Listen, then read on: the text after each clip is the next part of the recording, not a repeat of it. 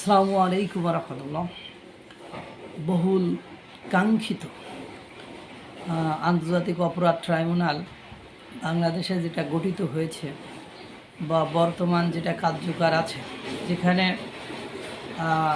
আওয়ামী লীগের মানবতা বিরোধী অপরাধের বিচার কার্য পরিচালনা করছে বর্তমান সরকার, উপদেষ্টা সরকার।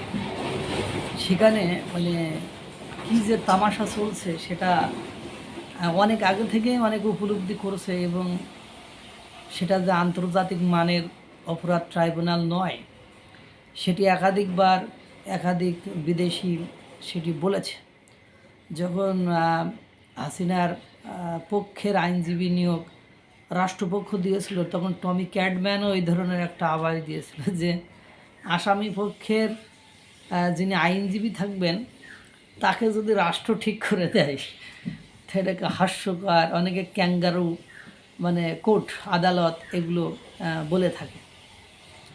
এবং তারপরে যে হাসিনার পক্ষের যে আইনজীবীকে নিয়োগ দেওয়া হয়েছিল সে বেশ হাসিনার পক্ষে কথাবার্তা বলে, এবং আওয়ামী লীগের যে মানসিকতা বা গণঅভ্যুত্থান নিয়ে যে মানসিকতা সেই ধাঁচের কিছু কথাবার্তা বলছিল, এবং সবাই একটু গেস করছিল, অনুমান করেছিল এটি তো সত্য নয় যে সে হাসিনার পক্ষ হয়ে কাজ করবে, হাসিনার বা আওয়ামী লীগের মুক্তির জন্য কাজ করবে, এটা সত্য নয়, এটা কারো অজানা ছিল না। কিন্তু সেটা মেকি ভণ্ড বা প্রতারণা যাই হোক না কেন, সে হলেও সে আওয়ামী লীগের মনের মতো বা কিছুটা হলেও সত্য কথা সে বলেছিল। এখন ঘটনা হলো তারা যে আন্তর্জাতিক অপরাধ ট্রাইব্যুনালটাকে একেবারে তাদের মামাবাড়ি বানিয়ে ফেলছে, সেটি অনেকটা প্রকাশিত হয়ে গিয়েছে সর্বশেষ ফাঁস হওয়া ভিডিও থেকে, যেখানে আপনার হাসিনার আইনজীবী শেখ হাসিনার সাবেক প্রধানমন্ত্রী শেখ হাসিনার আইনজীবী কোর্টে দাঁড়িয়ে বিচারকদের সাথে আলাপ করেছেন হাসি খুশি, এবং যেসব কথোপকথন হয়েছে সেগুলো শুনেছেন যে আমি হাসিনার খালার সাবনাতে আমি কি বলবো যে হাসিনার ফাঁসি যায়, তাহলে তো আমি ফেঁসে যাবো, আপনিও ফেঁসে যাবেন, বা আপনারা এই বিষয়গুলো এরকম হয়েছে। এটা যে পুরো পরিকল্পিত বা একেবারে একটা নির্দিষ্ট মহল গোষ্ঠী প্রতিশোধ পরায়ণমূলক ব্যবস্থার দিকে নিয়ে যেতে চায়। এখন বাংলাদেশের ন্যায় নীতি স্বচ্ছতা এগুলো খুব কম দেখায়। ক্ষমতায় যাওয়ার পরে বোঝা যায় নীতিবানের শক্ত দণ্ড কতটা শক্ত আছে। তো এই যে বিচারকদের আন্তর্জাতিক অপরাধ ট্রাইব্যুনালে যেগুলো প্রকাশিত হয়েছে সেটা দিয়ে এটা প্রমাণিত হলো যে বিচারের নামে কি চলছে।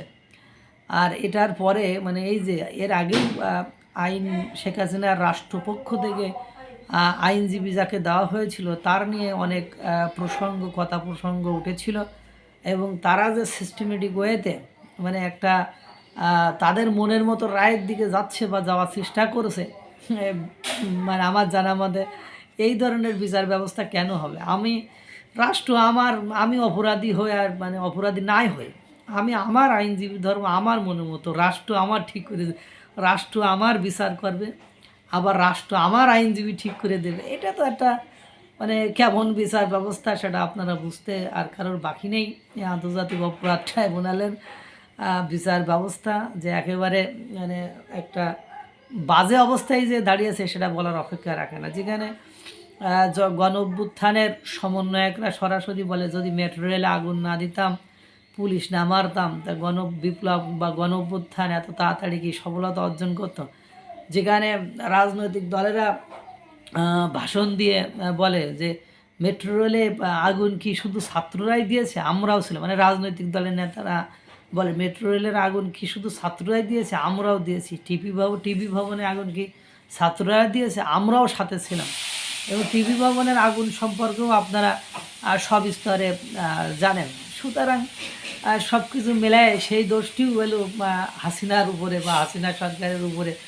মেট্রো রেলে আগুন দেওয়া, টিভি ভবনে আগুন দেওয়া, বিভিন্ন গুরুত্বপূর্ণ জায়গাগুলো যেখানে সরাসরি যারা আগুন দিয়েছে গণ অভ্যুত্থানের সমন্বয়ক বা নেতা যারা নিজেদেরকে মনে করেছে বা বিভিন্ন রাজনৈতিক দল সরাসরি লাইভে এসে তারা আগুন দেওয়া ভাঙচুর করা লুটপাট করা এগুলো স্বীকার করেছে। তারপরে আবার যখন মানে আন্তর্জাতিক অপরাধ ট্রাইব্যুনালে চিফ প্রসিকিউটর তাজুল এই কথাগুলো বলে, তখন বাংলাদেশেও পুরো বিশ্বের মানুষ মানে হাসাহাসি করে যে কি মানে কি একটা দেশ, কি একটা কাহিনী, কি একটা মানে সিস্টেমের মধ্য দিয়ে চলছে।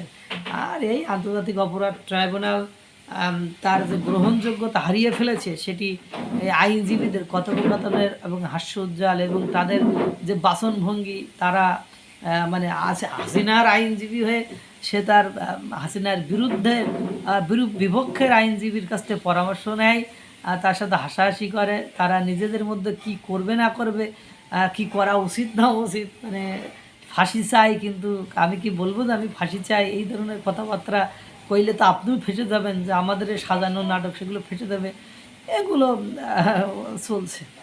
ওর আন্তর্জাতিক অপরাধ ট্রাইব্যুনাল তার বিচার ব্যবস্থা একেবারে শেষ করে ফেলল।